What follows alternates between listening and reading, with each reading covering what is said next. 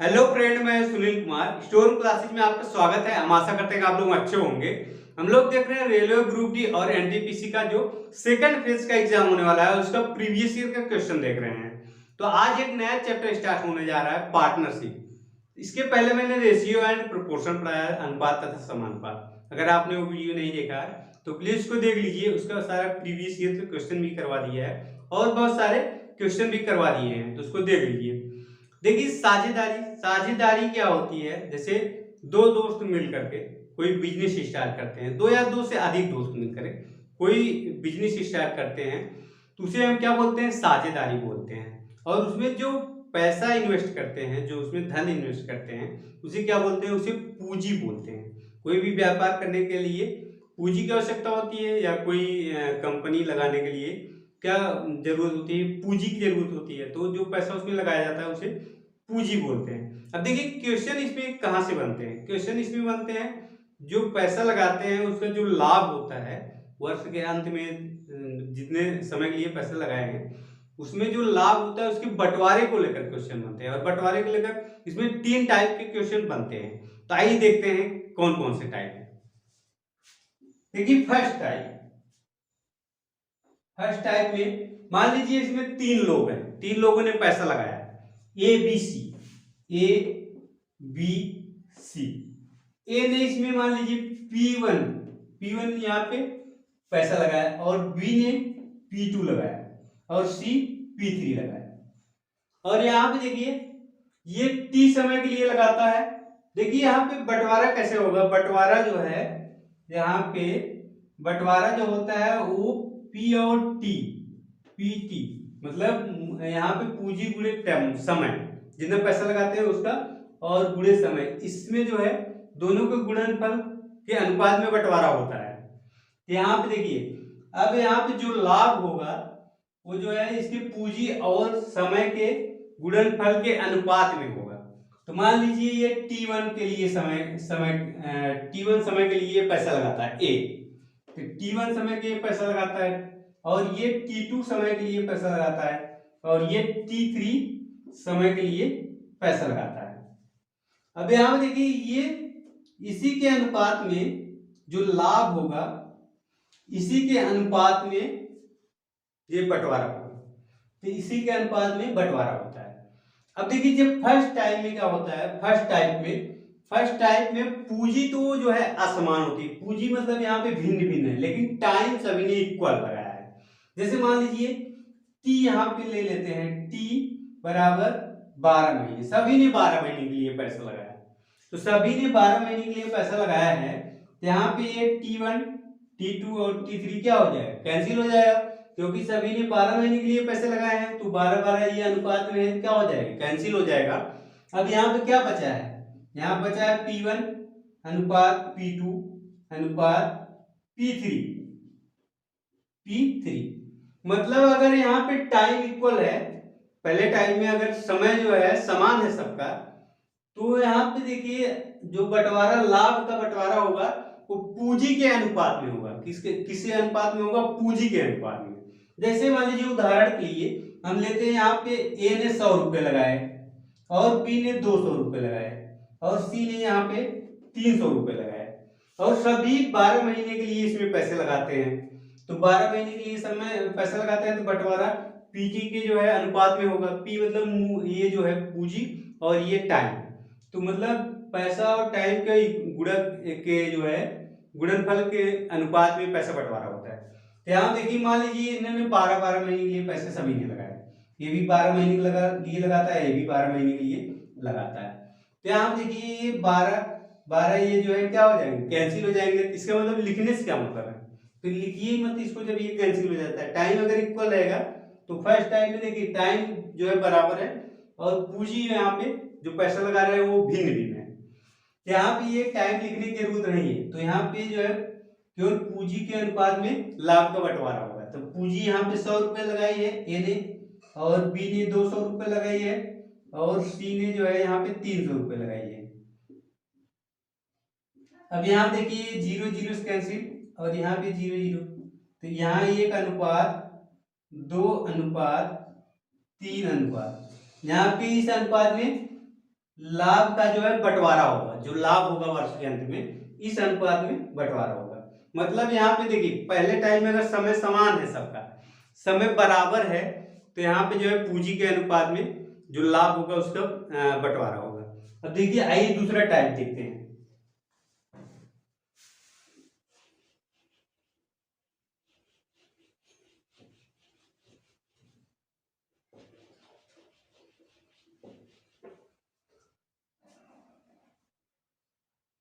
दूसरे टाइप में जब पूंजी समान होती है, पूंजी सबका समान हो, जैसे मान लीजिए यहाँ पे इसने 200 रुपये लगाया और इसने भी 200 रुपये लगाया और इसने भी 200 रुपये लगाया।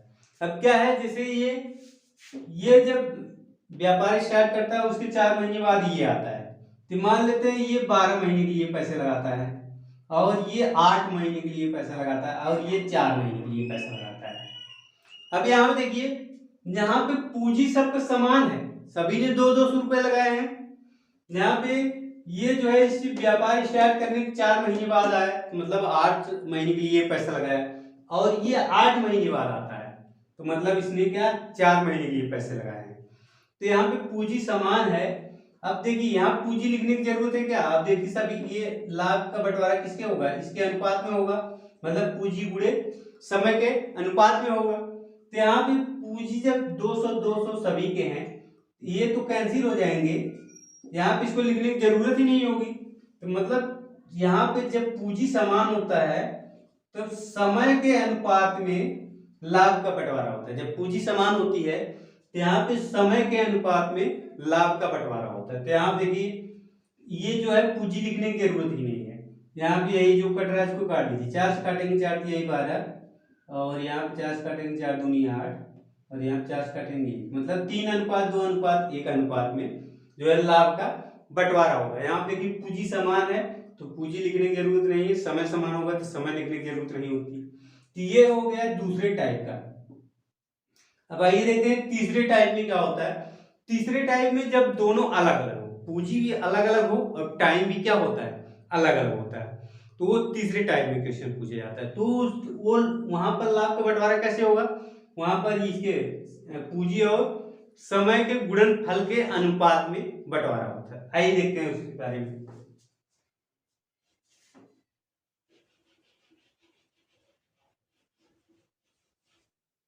देखिए मान लीजिए ए ने यहाँ पे 200 रुपये लगाए और यहाँ बी ने 400 रुपये लगाए और सी 800 रुपये लगाता है। ये इसने 12 महीने के लिए लगाया, मान लेते इसने 12 महीने के लिए लगाया और इसने 4 महीने के लिए लगाया और इसने 8 महीने के लिए लगाया। अब जो है बंटवारा किस अनुपात में होगा, यहाँ पे पूंजी गुणे समय के अनुपात में, तो यहाँ पे ये अनुपात में कर दीजिए। जब दोनों असमान रहे, यहाँ देखिए पूंजी भी भिन्न भिन्न है, क्योंकि ए ने 200 लगाया, बी ने 400 लगाए हैं और सी ने 800 लगाए हैं। और ए जो है 12 महीने के लिए लगाता है और बी 4 महीने के लिए लगाता है और सी जो है 8 महीने के लिए लगाता है, मतलब पूंजी और टाइम भी दोनों बराबर नहीं है। इसीलिए ये जो इसका लाभ का बंटवारा होगा पूंजी और समय के गुणनफल के अनुपात में। तो यहाँ देखिए अब जो कट रहा है इसको काट दीजिए, 0 0 से कैंसिल हो जाएगा और यहाँ पे देखिए 2 से भी कैंसिल, पहले यहाँ पे 2 गुणे कितना हो गया 12:4 गुणे यहाँ पे 4 और यहाँ पे अनुपात 8:8। अब देखिए 4 से कट जाएगा, 4 से काटेंगे 4 की यहीं 12 और एक 4 यहाँ से 4 दूनी 8। अब देखिए यहाँ 2 से कटेगा, 2 से काटेंगे तो यहाँ पे देखिए 2 दूनी 4 और यहाँ पे 2 पड़ी है, तो यहाँ पे क्या बचा है 3 अनुपात, यहाँ पे क्या बचा है 2 और यहाँ पे क्या बचा है 8, मतलब 3:2:8 के अनुपात में जो है लाभ का बंटवारा होगा। तो इस टाइप से जो है क्वेश्चन आते हैं। आइए क्वेश्चन देखते हैं तो ज्यादा समझ में आएगा।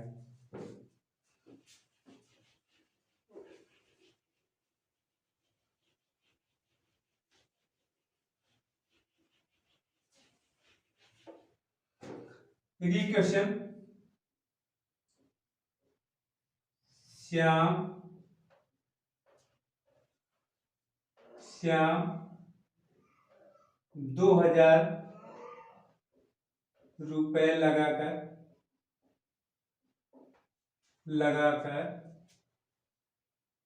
व्यापार शुरू करता है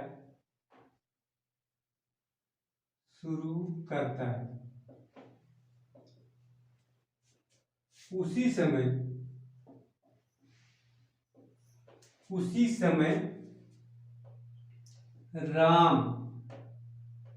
राम भी 4,000 रुपए लगाकर व्यापार में साझीदार हो जाता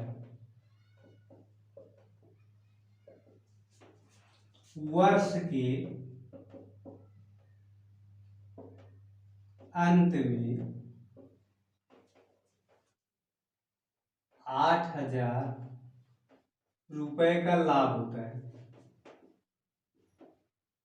लाभ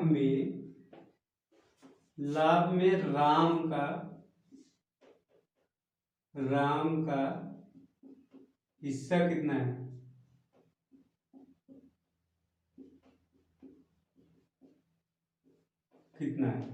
यहाँ देखिए, यहाँ पे श्याम 2,000 रुपए लगाकर व्यापार शुरू करता है। उसी समय राम भी 4,000 रुपए लगाकर व्यापार में साझीदार हो जाता है। वर्ष के अंत में 8,000 रुपए का लाभ होता है।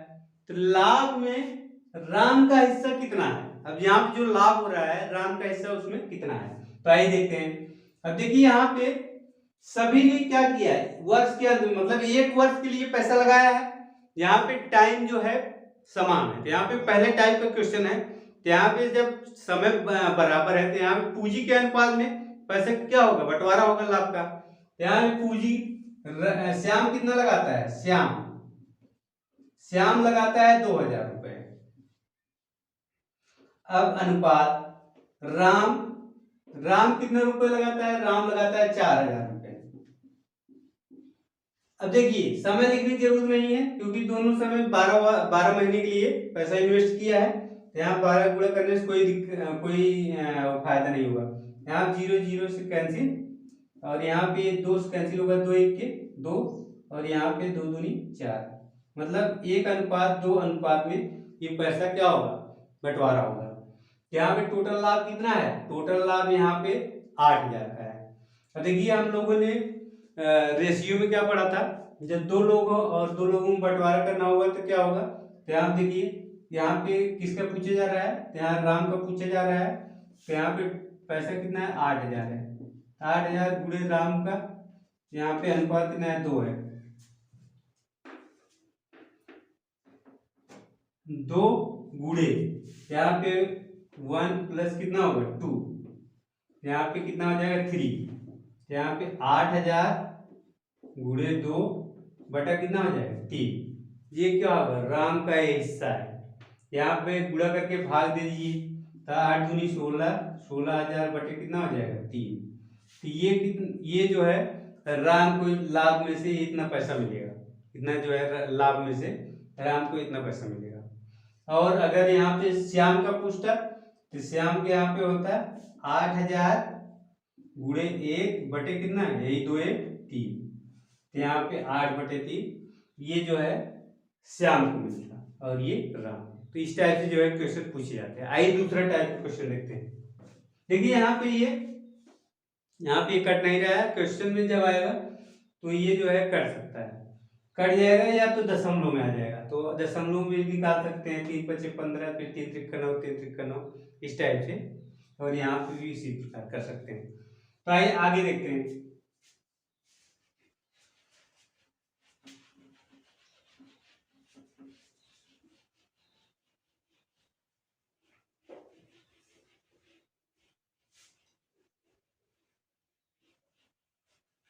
दूसरे टाइप का क्वेश्चन है। राम 8,000 रुपए लगाकर व्यापार शुरू करता है,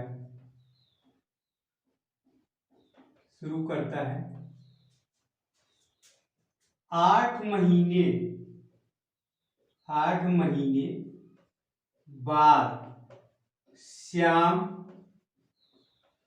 उतनी ही पूंजी लगा करके, उतनी ही पूंजी लगाकर व्यापार में साझीदार हो जाता है, व्यापार में साझीदार हो जाता है, साझीदार हो जाता है।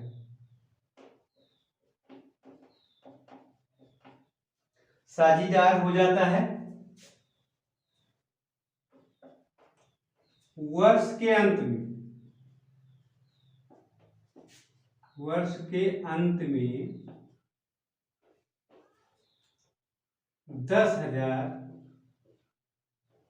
10,000 रुपए का लाभ होता है, लाभ होता है। तो राम का हिस्सा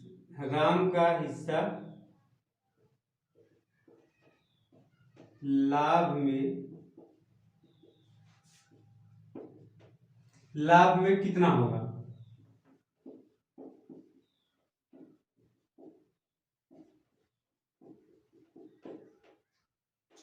यहां देखिए, यहां पे राम 8,000 रुपए लगाकर व्यापार शुरू करता है। 8 महीने बाद श्याम उतनी ही पूंजी लगाकर व्यापार में साझीदार हो जाता है। वर्ष के अंत में 10,000 रुपए का लाभ होता है, लाभ होता है। तो राम का हिस्सा लाभ में कितना होगा? यहाँ पर राम का हिस्सा पूछा जा रहा है। तो आइए देखते हैं। अब यहाँ देखिए, पूंजी तो समान है दोनों का, क्योंकि यहाँ पे राम 8,000 लगाता है, उतनी ही पूंजी, यहाँ पे उतनी ही पूंजी जो है 8 महीने बाद श्याम उतनी ही पूंजी लगा करके व्यापार में साझीदार हो जाता है। अब यहाँ पे वर्ष के अंत में 10,000 रुपए का लाभ हो रहा है, 10,000 रुपए का लाभ हो रहा है। तो यहाँ पूछा जा रहा है राम का हिस्सा लाभ में कितना होगा। आइए देखते हैं। यहाँ देखिए, जब पूंजी समान है तो पूंजी लिखने की जरूरत नहीं है। यहाँ पे समय के अनुपात में जो है लाभ का बंटवारा होगा। समय यहाँ पे देखिए, राम जो है कितने महीने के लिए इन्वेस्ट करता है? राम शुरू से इन्वेस्ट किया है, मतलब 12 महीने के लिए राम इन्वेस्ट करता है, 12 महीने के लिए अनुपात। अब श्याम जो है कितने महीने के लिए इन्वेस्ट किया है? श्याम देखिए 8 महीने बाद आता है, व्यापार शुरू कर होने के 8 महीने बाद श्याम जो है इन्वेस्ट करता है, मतलब श्याम 4 महीने के लिए इन्वेस्ट किया है। कितने महीने के लिए? 4 महीने के लिए। तो यहाँ पे 4, ये होगा श्याम। अब देखिए 4 से काट दीजिए, 4 तिहाई 12 और 4 के 4। तो यहाँ देखिए 3:1 के अनुपात में लाभ का बंटवारा होगा। अब यहाँ पे टोटल लाभ कितना हुआ है? टोटल लाभ 10,000 का। तो यहाँ पे 10,000, और यहाँ पे किसका पूछा जा रहा है? यहाँ राम का हिस्सा पूछा जा रहा है। तो राम का हिस्सा यहाँ पे, राम मतलब 3 बटे, यहाँ पे 3 + 1, यहाँ मतलब 4, 3 × 4। अब यहाँ देखिए, यहाँ पे 2 से काट देंगे तो 2 बचे, नहीं 4 से काटिए, 4 से काटेंगे 4 दूनी 8, यहाँ पे 2 बचा 20 हो गया, 4 बचे 20, यहाँ पे 2 0, और यहाँ गुणा कर दीजिए, 25 दिए 75, मतलब 7,500 रुपए। राम का हिस्सा कितना होगा लाभ में? राम का हिस्सा होगा 7,500 रुपए। तो यहाँ पे देखिए, यहाँ पे देखिए, जो जितना ज्यादा पूंजी इन्वेस्ट करेगा उसका लाभ उतना ही होगा। जितना ज्यादा पूंजी इन्वेस्ट करेगा और जितना टाइम जो है ज्यादा इन्वेस्ट करेगा उसका उतना ही जो है लाभ ज्यादा होगा। यहाँ राम ने जो है 8,000 पूंजी इन्वेस्ट करी है, और राम जो है ज्यादा समय के लिए इन्वेस्ट करता है, तो यहाँ पर राम का हिस्सा कितना होगा? ज्यादा होगा। तो यहाँ देखिए 7,500, 10,000 में से 7,500 राम का हिस्सा हो गया, और बाकी 2,500 जो बचेगा वो किसका होगा? श्याम का होगा। तो श्याम ने यहाँ पे देखिए, श्याम ने कम समय के लिए पूंजी लगाई है, इसका लाभ कम होगा। जो ज्यादा पूंजी लगाएगा और ज्यादा समय के लिए लगाएगा उसका लाभ क्या होगा? ज्यादा होता है। तो इसमें जो है ऐसे होता है। तो आइए अगले टाइप के क्वेश्चन देखते हैं।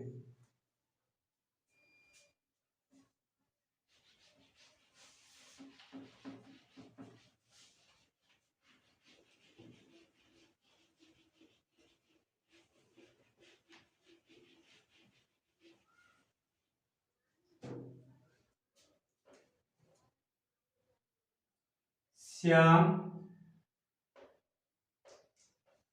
श्याम 8,000 रुपए लगाकर व्यापार स्टार्ट करता है, व्यापार शुरू करता है।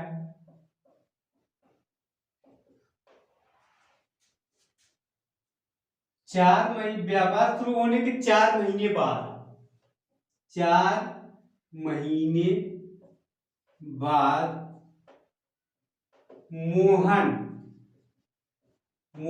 12,000 रुपए लगाकर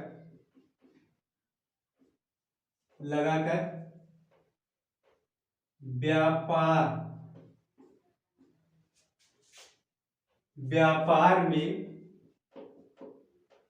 व्यापार में साझेदार हो जाता है।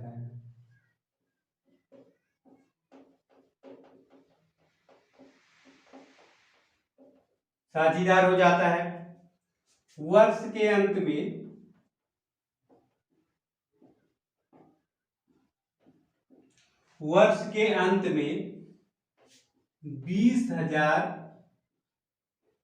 20,000 रुपए का लाभ होता है। लाभ में मोहन का हिस्सा कितना होगा? हिस्सा रुपए में कितना होगा?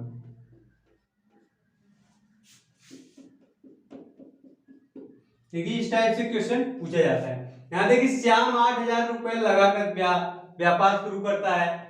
4 महीने बाद मोहन 12,000 रुपए लगाकर व्यापार में साझेदार हो जाता है। वर्ष के अंत में 20,000 रुपए का लाभ होता है।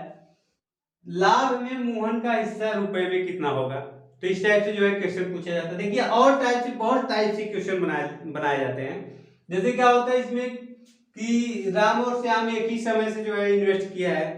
राम ने जो है 4 महीने बाद अपनी आधी पूंजी वापस ले लेता है। तो ऐसे बहुत सारे टाइप से क्वेश्चन आते हैं जो है आगे हम जो है क्वेश्चन में देखेंगे। तो आइए पहले इसको देखते हैं। यहाँ देखिए श्याम जो है 8,000 रुपए लगाकर व्यापार स्टार्ट करता है। अब उसके 4 महीने बाद जो है मोहन 12,000 रुपए लगाकर व्यापार में साझेदार हो जाता है। अब यहाँ देखिए दोनों का पूंजी जो दोनों ने धन इन्वेस्ट किया है यहाँ पे वो भी क्या है अलग अलग है और टाइम भी जो है अलग अलग है। यहाँ पे ये तीसरे टाइप का क्वेश्चन है। तो यहाँ पे पूंजी और टाइम के जो है पूंजी और समय के गुणनफल के अनुपात में यहाँ पे लाभ का बंटवारा होगा। तो यहाँ देखिए श्याम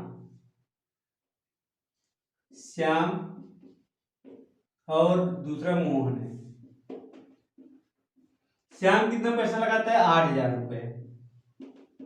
श्याम लगाता है 8,000 रुपए। मोहन कितना लगाता है? मोहन 12,000 रुपए लगाता है। 12,000 रुपए लगा। श्याम जो है शुरू से इन्वेस्ट किया है मतलब 12 महीने, क्योंकि वर्ष के अंत में बोल रहा है इसका मतलब पैसा एक वर्ष के लिए इन्वेस्ट किया गया था। श्याम 12 महीने के लिए पैसा इन्वेस्ट किया है और मोहन 4 महीने बाद आता है। इसका मतलब मोहन 8 महीने के लिए इन्वेस्ट किया है। तो मोहन कितने समय के लिए इन्वेस्ट किया है? 8 महीने के लिए। अब यहाँ देखिए अब जो कट रहा है उसको काट दीजिए। यहाँ पे 1 2 3 जीरो, तो यहाँ पे 1 2 3 जीरो कैंसिल हो गया और फिर और कटेगा। हाँ यहाँ देखिए 12 और 12 से क्या हो जाएगा? कैंसिल हो जाएगा। और यहाँ पे ये 8 और 8 से कैंसिल हो जाएगा। तो यहाँ पे 8 और ये 8 से कैंसिल हो जाएगा। मतलब 1:1। इसका मतलब दोनों का इक्वल हो गया। यहाँ पे दोनों का इक्वल लाभ होगा। मतलब यहाँ पे कितना है? 20,000 रुपए है तो 10,000 रुपए श्याम को मिलेगा, 10,000 मोहन को मिलेगा। अब ये कैसे हो गया?